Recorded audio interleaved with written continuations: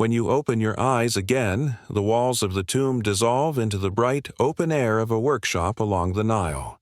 Here, the game boards begin their lives, not as sacred objects but as planks of wood and shards of pigment. You stand in the warm shade of a woven canopy, watching the craftsmen move with an easy confidence born of years spent shaping these humble materials into something worthy of a pharaoh's tomb or a farmer's table. The workshop is crowded with half-finished pieces, Senet boards propped against walls, jars of powdered minerals waiting to be mixed into paint, and rows of casting sticks that look, at first glance, like small wands. A young apprentice hunches over a board, his tongue poking out in concentration as he carves the grid of 30 squares. The smell of fresh-cut cedar mingles with the sweet tang of drying glue, a mainstream fact you can almost hear in the rasp of the chisel. Most high-status Senet sets were made from imported woods, cedar from Lebanon or ebony from Nubia, while everyday boards used local acacia or sycamore. The materials themselves carried quiet messages about the owner's wealth and aspirations. If you could afford an ebony board inlaid with ivory, it told the world you were someone who expected to play long after your body gave out. You trail your fingers over a newly sanded surface, feeling the tiny ridges left behind by the artisan's blade. Historians still argue whether the craftsmen were considered mere tradesmen or something closer to ritual specialists. After all, they were creating objects that bridged life and death. A carpenter might spend weeks selecting, curing, and shaping the right plank. A painter could spend days outlining each square and hieroglyph. At the far end of the workshop, a master craftsman leans over an inlaid board. His fingers, stained with blue and red pigments, move with a delicate precision as he fills each square with symbols: hanks, water lines, stylized eyes.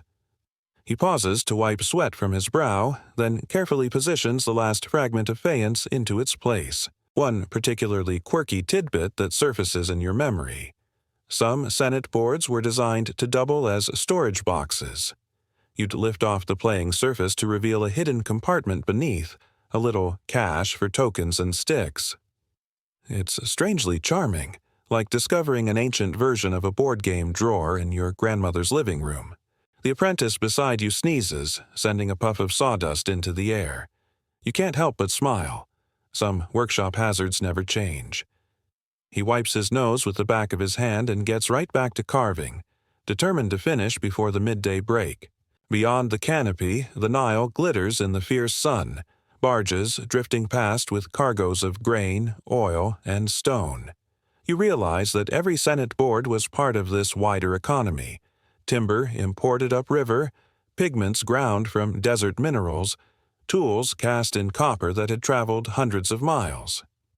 A single game set was the final product of networks that reached beyond Egypt's borders, touching foreign shores you can almost glimpse through the heat haze. A low table holds a row of completed casting sticks. You pick one up, surprised by its smoothness, its pleasing weight. Historians still argue whether sticks or knucklebones came first as randomizers. What everyone agrees on is that the Egyptians loved that little moment of suspense, the toss that decided everything. You imagine an artisan testing the balance of each stick, ensuring it would tumble just unpredictably enough to satisfy the most finicky nobleman. Nearby, a basket overflows with tokens carved in the shape of tall cones or squat spools, shapes that remained astonishingly consistent across centuries. Apparently, even in the ancient world, people were reluctant to change a design that worked. The master craftsman sets down his paintbrush and stretches his back, his joints cracking in the quiet. He glances over the workshop, checking every piece with the same meticulous care. You sense that each board is more than a product. It's a promise. That whoever plays it will feel, in some small way, connected to the great chain of ancestors and successors, each taking their turn on the same 30 squares. A breeze drifts through, stirring the edge of a linen awning. You catch the earthy aroma of river mud and hear the faint slap of water against the quay. All around you, the apprentices are focused, their tools tapping and scraping in an unhurried rhythm. Time seems to slow here, stretching out in a golden afternoon where every stroke of a chisel carries the quiet certainty of purpose. One last image settles in your mind. A finished Senet set being wrapped in linen, ready for delivery. Perhaps it's destined for a palace storeroom or a small village house. Perhaps it will end up in a tomb, waiting centuries for someone like you to discover it again. You take a breath, feeling the smooth wood under your palm, and let yourself imagine the next moment. The first throw, the first move, the first spark of possibility on a freshly painted board. You blink once more, and the workshop recedes behind you like a fading dream. Now you're standing in a cool stone hall lined with heavy jars of oils and resins, each sealed with a clay stopper. The embalming priests move around you in solemn pairs, chanting in low voices as they prepare the body of a noblewoman for burial. But you're not here for the funeral itself. You're here because in the middle of all this meticulous ritual, someone has placed a Senet board at the deceased's feet, an offering that is half gift, half talisman. A mainstream historical fact drifts into your thoughts like incense smoke. By the time of the New Kingdom, it had become common to include gaming sets among a person's grave goods, along with cosmetics, jewelry, and jars of preserved food. The Egyptians believed the afterlife was an endless continuation of the best parts of earthly life. So naturally, you'd need a way to pass eternity's long hours. You step closer to examine the board. Its squares are painted in blue and white, the pigment still vibrant after all these centuries. Each little rectangle represents a place along the path to the afterlife. Safe spaces, hazards, and finally the squares of judgment and rebirth.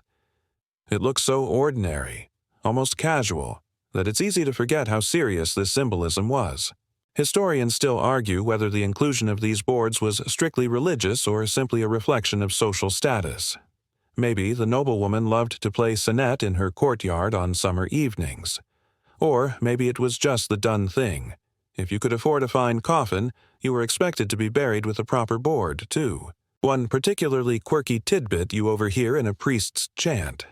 The Egyptians sometimes buried small food offerings shaped like Senet tokens, perhaps in case the deceased lost or broke the real ones during their eternal game. You picture a soul rummaging around in the darkness, relieved to find a backup set made of dried figs. In a corner, a scribe records the inventory of the tomb's contents on a strip of papyrus. His reed pen scratches away in a steady rhythm. 1. Senet board of cedar and faience.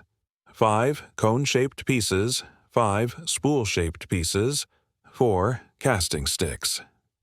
You can almost hear the quiet pride in his tally. Each item is proof that the family has done everything properly. Your gaze drifts over the other grave goods. There are painted coffers filled with linen garments, jars of perfumed oil, a basket of pomegranates. And there, tucked beside the foot of the coffin, another familiar object, a carved ivory comb with delicate teeth. You remember the workshop again, the way the artisans measured each detail as though the smallest flaw could offend the gods themselves. The embalming priest pauses to sprinkle a powder of natron over the body, murmuring a prayer to Anubis. The scent is sharp and mineral, stinging the back of your throat. You try to imagine how it must feel to entrust everything, body, possessions, soul, to these solemn men in their leopard skin robes. Would you find comfort in seeing your Senet board laid carefully by your side, ready for your next journey? A faint draft stirs the linen wrappings. The priest continues his work, placing amulets between each layer of cloth. One amulet is shaped like a scarab beetle. Another bears the eye of Horus. They are protections, little guarantees that no malevolent force will interfere as the soul navigates the duat. And always the Senet board waits, its squares whispering a promise. If you can play wisely, you can pass safely. You catch yourself smiling at the thought that eternity could depend on something so familiar, a board game, with all its frustrations and small triumphs. There's a peculiar reassurance in knowing that even in death, the Egyptians believed you should have something to do, No idleness, no drifting in darkness, just a fresh contest to keep you engaged. Historians still argue whether this belief in active afterlife recreation was unique to Egypt or part of a broader Mediterranean tradition. Some evidence suggests the Sumerians and early Greeks had similar customs, though few left behind such vivid traces as these painted boards.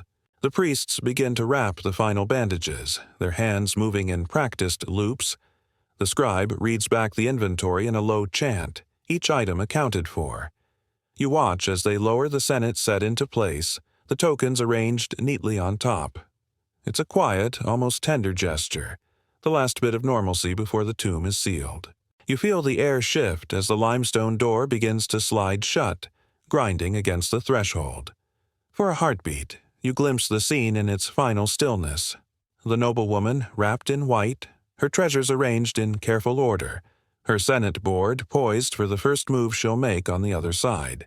And then darkness claims the chamber, leaving you standing just beyond the threshold, holding the memory of a simple game elevated into something timeless. Your eyes adjust to another place. This time, a bright courtyard where laughter drifts among the pillars like drowsy bees. You stand in the shade of a fig tree, watching two children crouched over a Senet board scratched crudely onto a slab of limestone. Their heads are bent close together, hair falling over their cheeks as they argue in whispers about whose turn it is. This is no royal tomb, no solemn ritual. It's just an ordinary afternoon in an ordinary household. And yet, in the easy way their hands move the pieces, you glimpse something profoundly human. Children inventing small worlds to occupy their restless minds. A mainstream historical fact settles into your thoughts. Senet wasn't reserved only for priests and nobles. While the finest sets were indeed luxury items, simpler boards scratched into floors or planks were everywhere. Archaeologists have found them in workmen's villages, soldier encampments, and even public spaces, proving that the allure of gaming transcended status.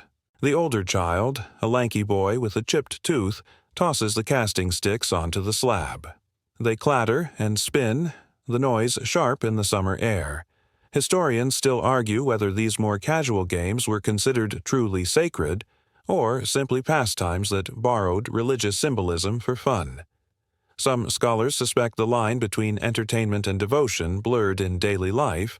Why shouldn't ordinary people enjoy the same stories the priests recited? One particularly quirky tidbit: some households trained their pet monkeys to fetch lost tokens or sticks. You imagine this miniature assistant scampering across the courtyard to deliver a missing piece, then pausing expectantly for a tidbit of honeyed bread. The children's grandmother emerges from the doorway, carrying a basket of figs. She watches them play with a tolerant smile.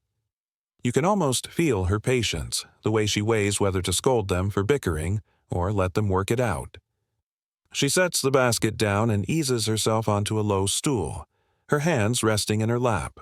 The boy exclaims as he moves his piece forward, triumphant. The girl rolls her eyes so dramatically you're sure she's practiced it. A little puff of dust rises every time they shift a token. It's a detail that somehow makes the moment feel even more real, as though you could crouch beside them, brush your fingers over the rough-carved squares, and join in the contest. Just beyond the courtyard, you glimpse a narrow alley lined with pots and drying laundry. Life here is simple but full. The presence of a Senet board, even a scratched one, suggests a household with some measure of stability, people who can spare a little time for leisure. The Egyptians prized balance in all things, and play was considered a natural counterweight to labor and piety. The grandmother picks up one of the casting sticks, weighing it between her fingers. She seems tempted to join the game herself. You get the impression she was once a fierce player, back when her hair was still black and her knees didn't ache in the mornings. The children keep playing, absorbed. Their quarrel has softened into a friendly rivalry, punctuated by giggles. The boy tries to distract his sister by flicking crumbs at her hair. She retaliates by moving his piece back a square while he isn't looking. You can almost hear their future selves recounting this story. Remember how you cheated that day? And smiling. Historians still argue whether family Senet matches were used to teach children lessons about fate and morality.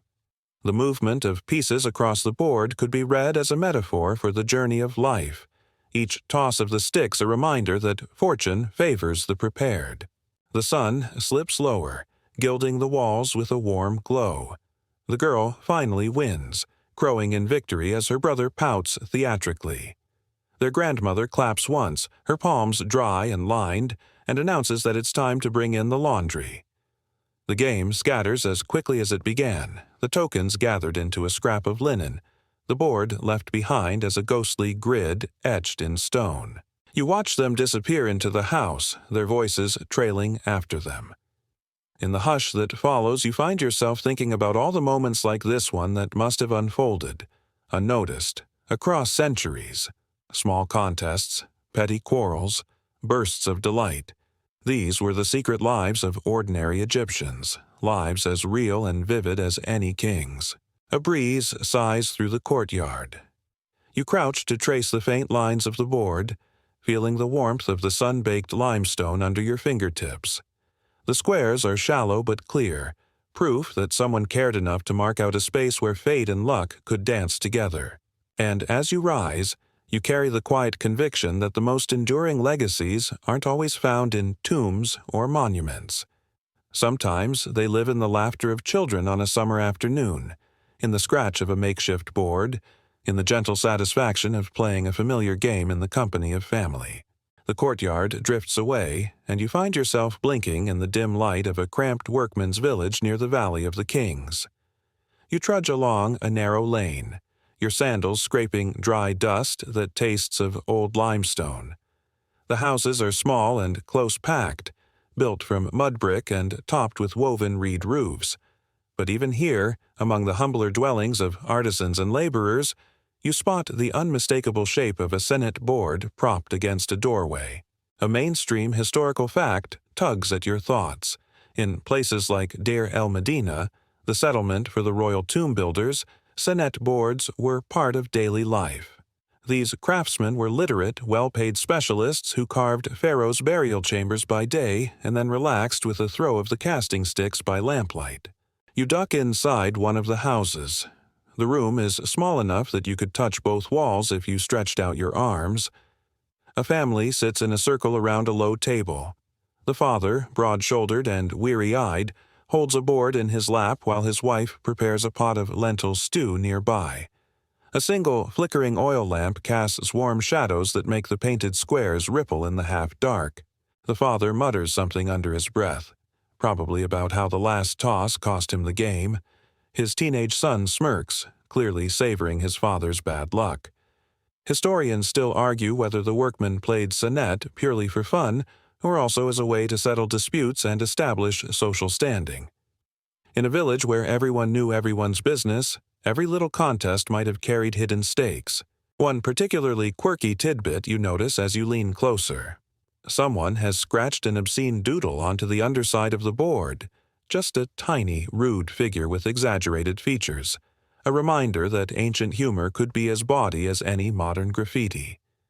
You can almost hear the laughter when it was first discovered, the helpless giggles of grown men trying not to wake their children.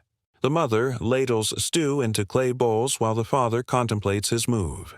His fingers hover over the cone-shaped pieces, then retreat as he decides to re-roll. The sticks clatter onto the table, 2 landing dark side up and 2 light side. A collective groan rises from the children. You catch the smell of lentils and onion, a fragrance that feels both humble and comforting. It mingles with the sharper tang of sweat and lamp oil. In this moment, you sense the profound ordinariness of it all. Life carrying on, full of small joys and petty frustrations as the great tombs took shape just over the ridge. One of the boys scoots forward, determined to finish the match before bedtime.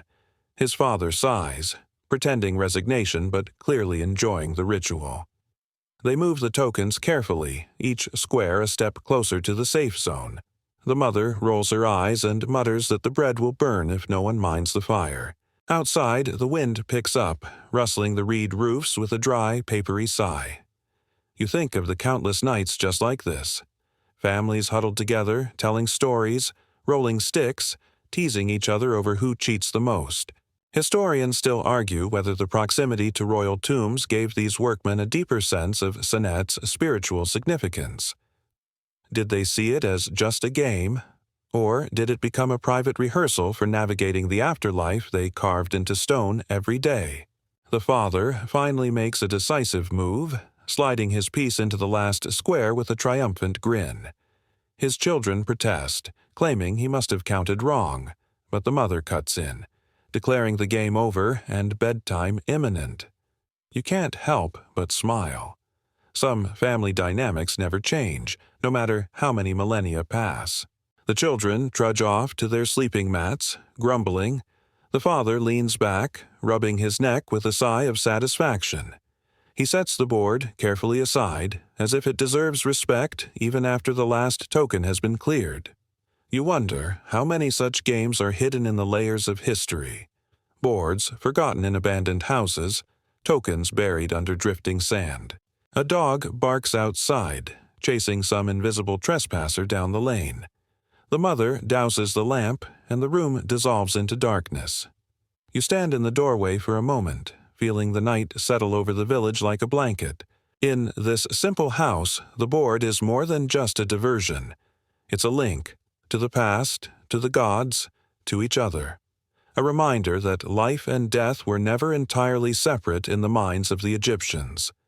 When you played Senet, you were always moving between worlds, practicing for a journey every soul was destined to take. You step out into the cool air, feeling the limestone dust cling to your skin. Behind you, the family drifts towards sleep, their dreams no doubt filled with painted squares and the thrill of one more perfect throw. When you open your eyes again, you're standing in the hush of a modern museum gallery, your reflection hovering faintly on a polished glass case. The Senet board inside rests on a linen-covered plinth, its carved squares perfectly illuminated by discreet spotlights. The wood has darkened with age, the faience inlays dulled to a soft, opaque blue. But even after thousands of years, it feels alive with potential, as if someone might walk in at any moment, toss the casting sticks, and begin a new game. A mainstream historical fact settles in. This board was excavated from the tomb of a high-ranking official in Thebes during the early 20th century. The archaeologists who uncovered it had to unspool layers of linen wrappings, sift through pottery shards, and brush away centuries of dust before the delicate inlays emerged, glimmering under the desert sun. You drift closer, studying the details that have survived. Each square is outlined in fine black lines. The final 5 bear the familiar symbols: the house of rebirth, the house of happiness, the perilous waters you must cross before reaching the end. It's astonishing to think these marks were painted by hand more than 3,000 years ago by someone whose name we'll never know. A small brass plaque on the case lists the basic facts. Senet board, New Kingdom, circa 1300 BCE, wood, faience, pigment, excavated at Thebes. But what it doesn't tell you is the human story. The hours the artisan spent preparing each pigment, the way the owner's fingers must have traced the squares in thought, the countless games that ended in victory or defeat under the flicker of an oil lamp. Historians still argue whether Senet evolved into a purely religious rite by this period, a ceremonial rehearsal of the soul's passage, or whether it remained an everyday pleasure. Some evidence suggests both were true, an object that could move effortlessly between play and prayer. One particularly quirky tidbit you remember reading in the catalog. When the board was first displayed in this museum, early curators labeled it simply as Game Table, Purpose Unknown. It took decades of scholarship and cross-referencing with tomb paintings and inscriptions to piece together its story. Even today, no one fully agrees on the rules. The game remains partly a mystery, teasing generations of researchers with the promise of lost knowledge. You shift your gaze to the casting sticks resting alongside the board. They look fragile, the blackened wood streaked with faint hairline cracks. Still, You can imagine the small clatter they made when tossed, the satisfying tension as each piece moved closer to the final square. In the quiet of the gallery, it feels almost sacrilegious not to play, to leave the game forever paused. A faint reflection of your own face meets your eyes in the glass. For a moment, you feel the same wonder those early archaeologists must have felt, holding this thing that once passed from hand to hand across millennia, linking people who never imagined their lives would become subjects of study. Visitors drift past behind you, their murmured voices mingling with the hush of air conditioning. A couple leans in to squint at the hieroglyphs. A school group shuffles by, their teacher explaining how the Egyptians believed in an afterlife where the soul navigated trials before reaching paradise. You watch the children's faces as they peer through the glass. Some look bored, a few look enchanted. A guard in a neat uniform stands at the gallery entrance, watching the flow of visitors. You can't help but wonder if he ever thinks about the lives behind these objects, or if after so many days in the same quiet room, they've become just shapes under glass. The light shifts overhead as a cloud passes beyond the skylight. For a heartbeat, the case glows brighter, illuminating every crack and detail. You imagine the last person who played this board, their hand resting on a smooth, cool token, their heart quickening as they prepared for a decisive throw. Historians still argue whether the modern fascination with Senet is nostalgia, curiosity, or something deeper, a desire to connect with ancient minds across the impossible distance of time. You suspect it's all these things at once. As you take a step back, you read the final line of the label, printed in small, polite lettering. On loan from the Egyptian Museum, Cairo. It feels like a reminder that this object still belongs, in some essential way, to the land where it was made. That no matter how far it travels, it carries a little piece of Egypt in its grain and pigment. You stand for another moment, your hand resting on the glass, feeling the cool smoothness against your palm.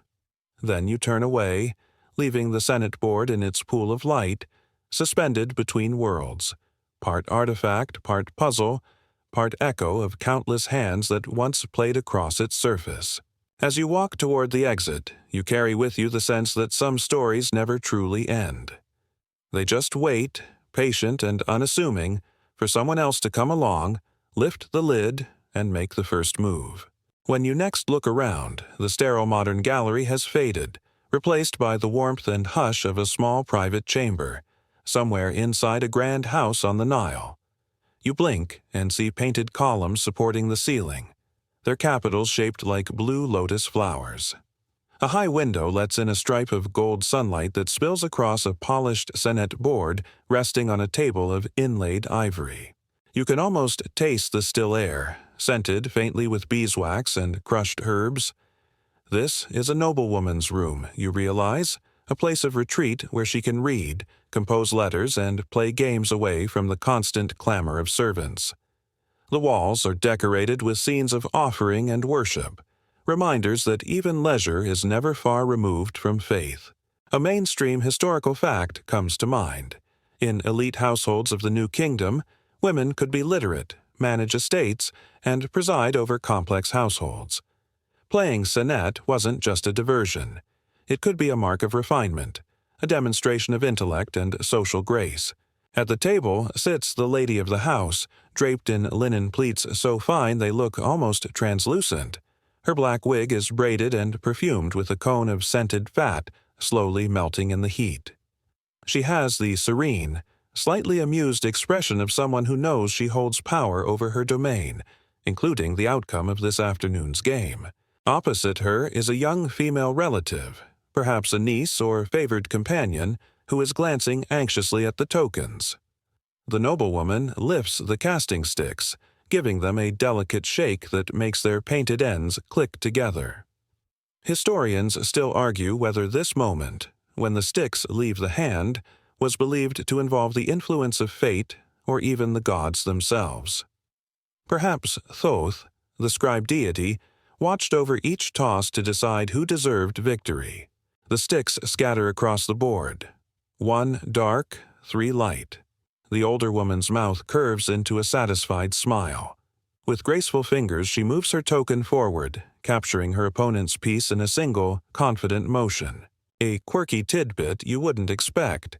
Some Senet boards from wealthy households had hidden compartments under a sliding panel, used to store little charms or protective amulets. You notice this board has such a compartment. It's slightly ajar, revealing a glint of green faience. A tiny figurine of Bez, the dwarf god who guarded against bad luck and mischief. Perhaps she keeps him close to ensure her victories remain unchallenged. The girl across from her sighs and leans back, looking at the ceiling as if hoping for a reprieve from this inevitable defeat. But her aunt, or perhaps her mentor, only chuckles and begins to explain her strategy in a patient, slightly teasing tone. You strain to hear, catching fragments about safe squares, lucky numbers, the importance of planning 3 moves ahead. Historians still argue whether these lessons were a metaphor for navigating the hazards of life itself. Was Senet secretly a training ground for managing the household, steering relationships, and protecting family honor? You wouldn't be surprised. The afternoon light grows richer, slipping down the walls as servants enter to set a tray of figs, flatbread, and a carafe of cool beer on a nearby stand. The lady pauses her instruction, gesturing for her companion to refresh herself. They nibble the figs, their fingers leaving faint smudges of juice on the polished tokens. Outside the window, you hear the cries of boatmen hauling cargo along the river, mingled with the distant bleating of goats. It's easy to forget that all around this serene sanctuary, the machinery of the estate is in constant motion. Fields of barley ripening in the sun, scribes recording yields on rolls of papyrus, overseers tallying tribute owed to the pharaoh. But here, time seems to slow. Each turn unfolds with measured elegance, a small contest balanced between chance and skill. The noblewoman finishes her drink and sets the cup aside. She surveys the board, clearly savoring the moment before she delivers the final blow.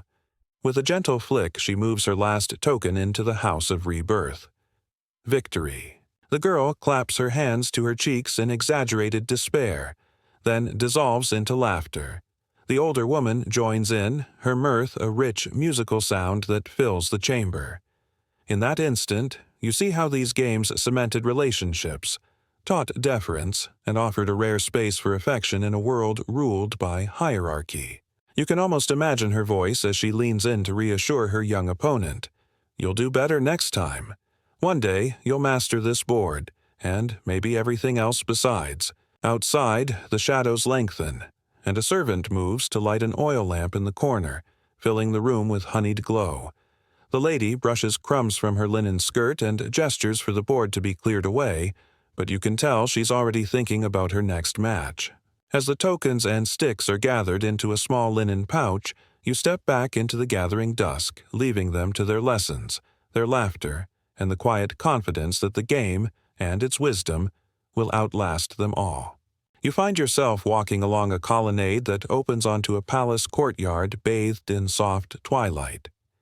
The air here smells of warm sandstone and lotus, and the hush feels almost sacred, as if everyone has drifted away to prepare for something momentous.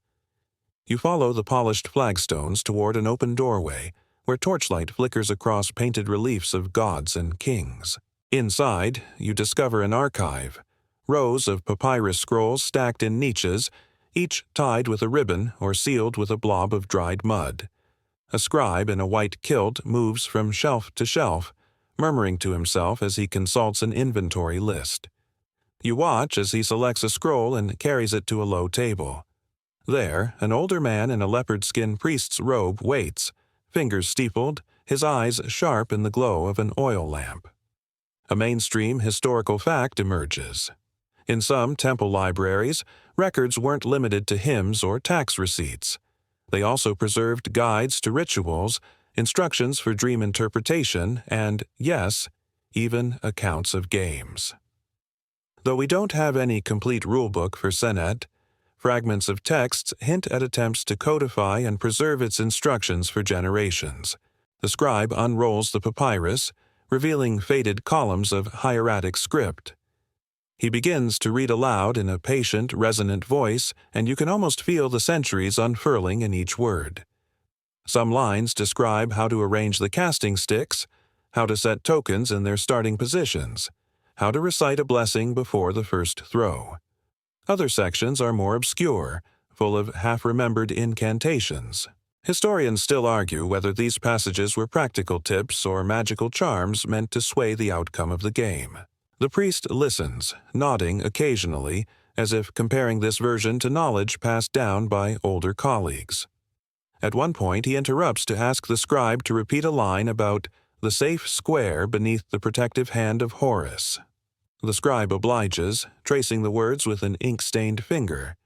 They exchange a thoughtful glance, the kind of look that suggests they know something they aren't saying. A quirky tidbit that has survived in later copies: certain scribes would annotate these scrolls with tiny sketches, little stick figure players, offering bowls of food to the gods in hopes of better dice rolls. You imagine one of them stifling a laugh as he doodled in the margin, never suspecting his irreverent little drawing would someday be scrutinized by modern researchers. You move to the other side of the table and tilt your head to read the columns yourself. Though the script seems impossibly dense, you start to make out the rhythm of the instructions, a kind of quiet confidence that assumes the reader already understands the game's deeper meaning. There's no need to explain why certain squares matter more, or how losing could be a kind of symbolic death. Everyone here already knows. A gentle breeze drifts through a lattice window, making the flame in the lamp sway and sending ripples of shadow over the scroll. The priest reaches out to steady it, his hand brown and sinewy from decades of ritual work. He clears his throat and begins to recite a passage himself, this one in a tone closer to a chant. Place your tokens in the beginning square, call upon the eye of Horus for favor, cross the waters of peril, and find the house of peace. His voice resonates against the stone walls, stirring something in you, an awareness that these words were meant to collapse the boundary between play and devotion. Historians still argue whether this incantation was a formal part of funerary rites or simply a private ritual, repeated for comfort as much as conviction. When he finishes, the scribe re-rolls the papyrus and slips it into a clay tube for safekeeping. The priest rises, thanks him, and carries the tube toward a locked cabinet where the most sensitive texts are stored. Before he closes the door, he hesitates, glancing back at the table. Perhaps he's wondering if this knowledge should be hidden or shared more freely. You suspect he's already decided. Some wisdom is too sacred or too powerful to become common entertainment. The scribe settles back at his table, unrolling a fresh sheet and beginning the painstaking work of copying a different text. His reed pen scratches in a slow, deliberate rhythm, each word pinned carefully to the page so it can endure centuries of forgetting and rediscovery.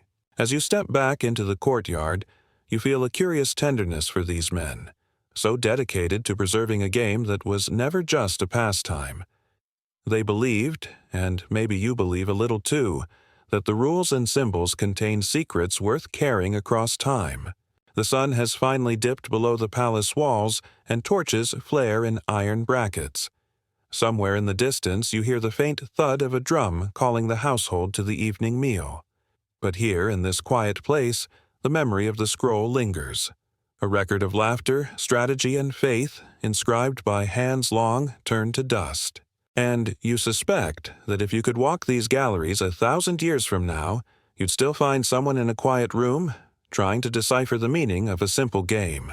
You walk away from the hush of the archive and into a courtyard shimmering with torchlight, only to find yourself at the threshold of another chamber, one that feels both private and surprisingly lively. This is a family home rather than a palace, and as you cross the threshold, you notice the walls painted with simple floral motifs rather than grand depictions of gods. A young boy and his sister sit on a woven mat, leaning over a small wooden Senet board that's a little scuffed and stained. Their father, a wiry man with a sunburned face, kneels beside them, offering gentle advice in between bites of bread dipped in honey. It's a scene that could have happened 1,000 times over in countless houses along the Nile. A mainstream historical fact surfaces.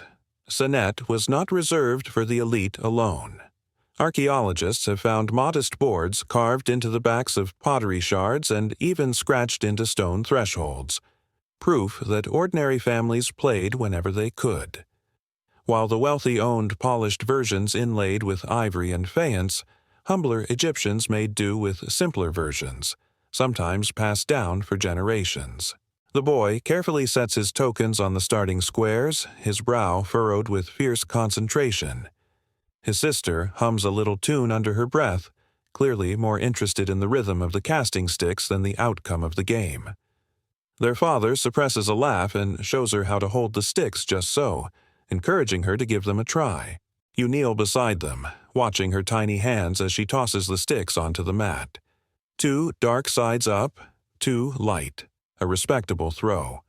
The boy groans as she advances her piece, a triumphant grin lighting up her face. Historians still argue whether children were formally taught Senet as a tool to reinforce moral lessons about patience, destiny, and respect for elders, or whether it was simply a convenient way to keep little hands occupied while the adults worked. A servant passes by carrying a jug of beer and a plate of dates, nodding politely to the family. The father thanks her, then breaks off a date and offers it to his daughter in celebration of her lucky throw. In this small gesture, you glimpse the everyday warmth that survives in few official records but echoes through private lives. A quirky tidbit. One of the most charming Senet boards ever found was discovered tucked behind a wall niche in a modest home in Deir el-Medina.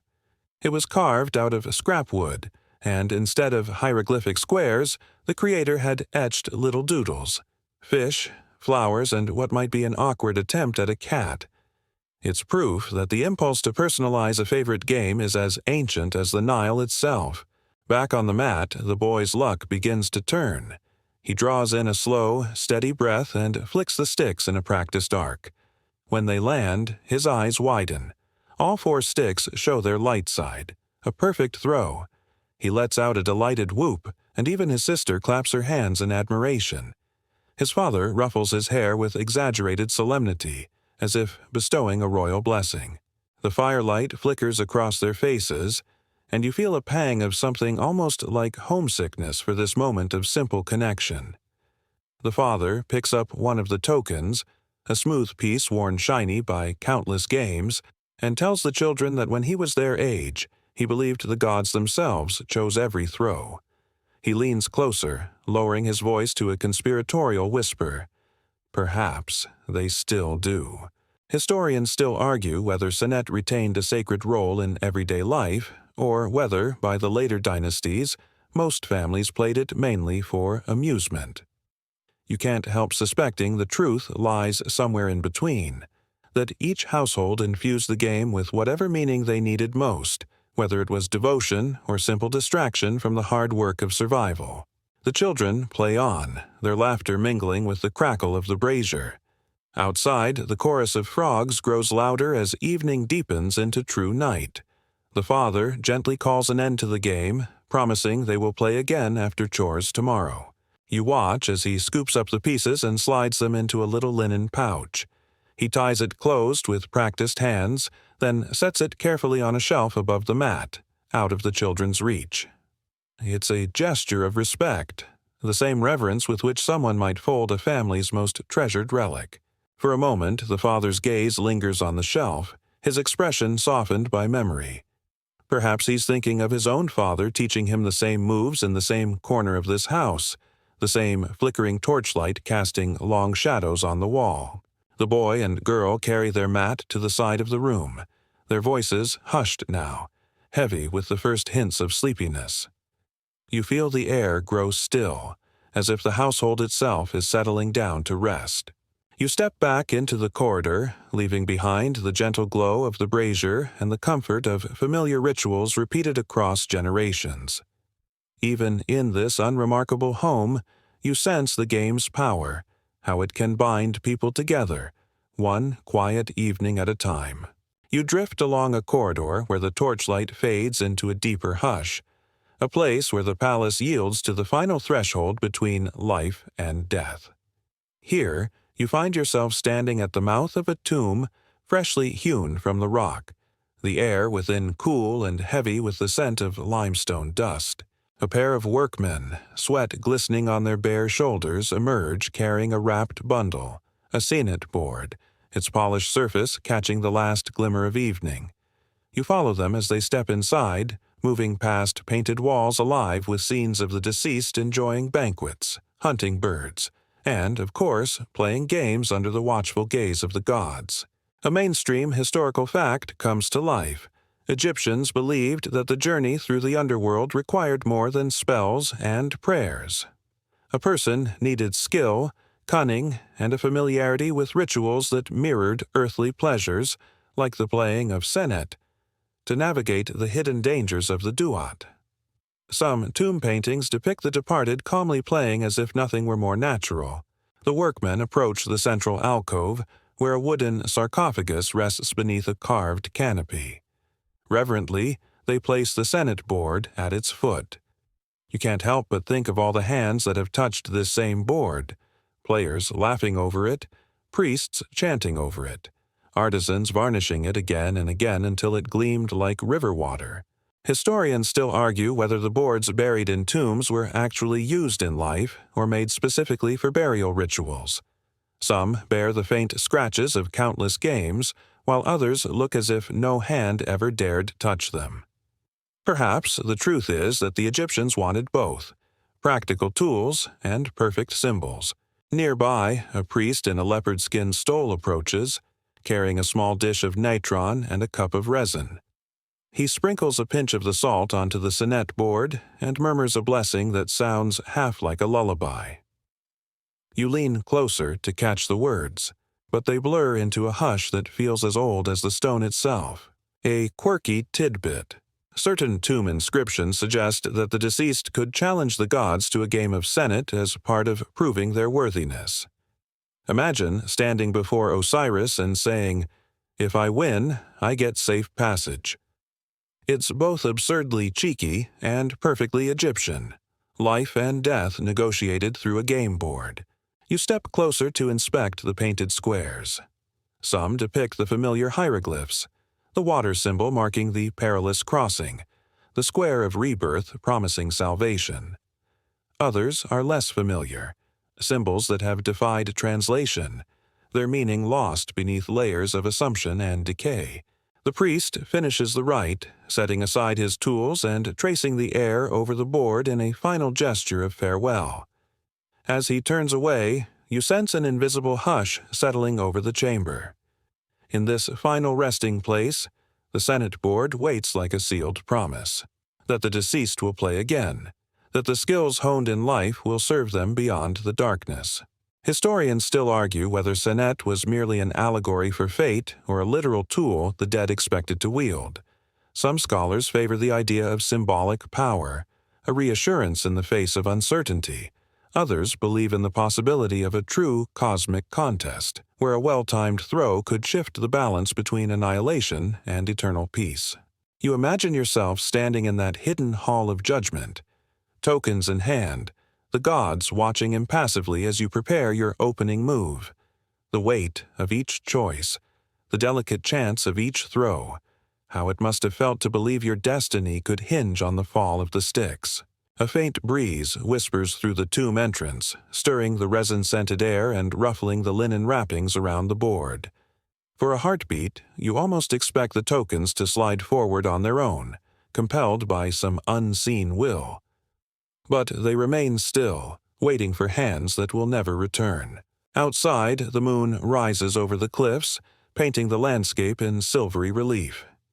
You take one last look at the scene, the sarcophagus, the painted walls, the small board that once entertained pharaohs and peasants alike, and you wonder whether the Egyptians ever truly believed they could conquer death, or whether the ritual itself, this precise choreography of placement and prayer, was the real victory, a testament to their refusal to surrender to oblivion without a final game. You step away, feeling the cool air brush your face as you emerge into the open night.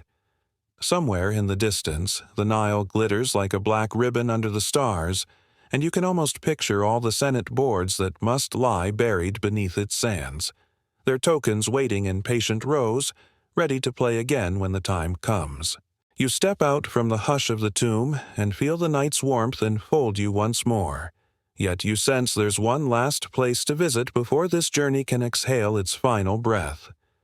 A small chamber, neither palace nor grave, waits beyond a discreet doorway. Inside, the space is lined with low shelves cradling dozens of Senet boards, some chipped and dull, others gleaming with fresh polish.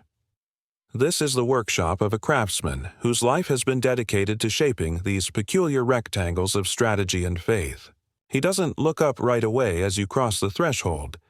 His hands are busy sanding the edges of a slender piece of acacia wood, smoothing it so carefully you suspect he knows every swirl in the grain by heart. A little oil lamp flickers beside him, casting a golden pool of light over his tools, awls, carving knives, a tiny bronze chisel worn to a nub. A mainstream historical fact anchors you. Egyptian artisans specialized in particular crafts, passing down their skills through families. A Senet maker might spend decades perfecting proportions, ensuring the 30 squares were uniform, the inlays precise, the casting sticks balanced just so. The most beautiful boards could command a small fortune, especially if commissioned by a royal household. The man sets aside his sanding block and leans closer to inspect a faint line he's sketched across the board's face. He hums softly, a tune that might be older than this city itself, and begins to carve shallow depressions where the inlays will fit. Each motion is measured and unhurried as if the wood will forgive no impatience. Historians still argue whether craftsmen saw their work as purely commercial or partly devotional. Some scholars believe that a Senet board was more than a product. It was a threshold object, the place where earthly craft met divine presence. Others contend that the artisans were pragmatic, content to let the priests assign any spiritual importance after the ink dried on the bill of sale. A quirky tidbit emerges as you watch. In a fragmentary letter found in the workmen's village of Deir el-Medina, a craftsman complained that a noblewoman insisted on watching every stage of her board's construction, correcting him whenever she felt the squares were too dreary. You can almost hear her voice echoing in this workshop. Make it livelier, add more color. The craftsman picks up a small piece of turquoise, turning it in his fingers as though weighing whether it deserves a place on this board. He finally sets it down with a quiet sigh. Perhaps turquoise is too precious for this order. Perhaps the customer specified something simpler. You drift closer to the shelves, studying the boards at rest there. Some have delicate ivory markers shaped like tiny conical hats. Others are simpler, their pieces nothing more than dark pebbles smoothed by countless palms. Each board seems to hold its own story, a silent record of games played on cool evenings, bets placed, victories whispered, losses mourned. He begins to carve the water square, the one that signifies the perilous crossing. His blade moves slowly, tracing the curve of the symbol in shallow relief. You realize that this one shape has been etched by countless hands over thousands of years. It feels almost too big to grasp, this continuity of habit and hope. Historians still argue whether the game's standard layout was rigidly prescribed by temple authorities or whether each region had leeway to adjust the sequence of special squares. Some examples, unearthed far south in Nubia, seem to show unconventional arrangements, perhaps local variants or simply a craftsman's attempt to make the game his own. At last, the man straightens up, flexing his tired fingers. He brushes away a scatter of sawdust, then lifts the nearly finished board to eye level. His gaze softens, and he offers a small, private smile, maybe in satisfaction, maybe in memory of all the boards he has shaped before this one. He sets it gently on a cloth and picks up a fresh piece of acacia. You watch as he measures, marks, and begins again. The rhythm is unbroken, the patience unending. It occurs to you that if time ever truly stops anywhere, it must be in a workshop like this, where the same shapes are born over and over, unchanged by the centuries. You step back, taking one last look around the room. The lamp sputters, the tools gleam in their orderly rows, the finished boards wait in silence. Outside, the desert night has deepened into velvety darkness. The breeze slips in under the lintel, carrying the scent of distant water and the faintest tang of resin. You feel the workshop receding behind you, a pocket of quiet devotion hidden inside the vast machinery of Egyptian life. And you finally let yourself imagine all those unfinished games, boards abandoned mid-throw, tokens paused between squares. The ancient Egyptians would say those games would continue in the next world, waiting patiently for the players to return and finish what they began. 300-word wind down.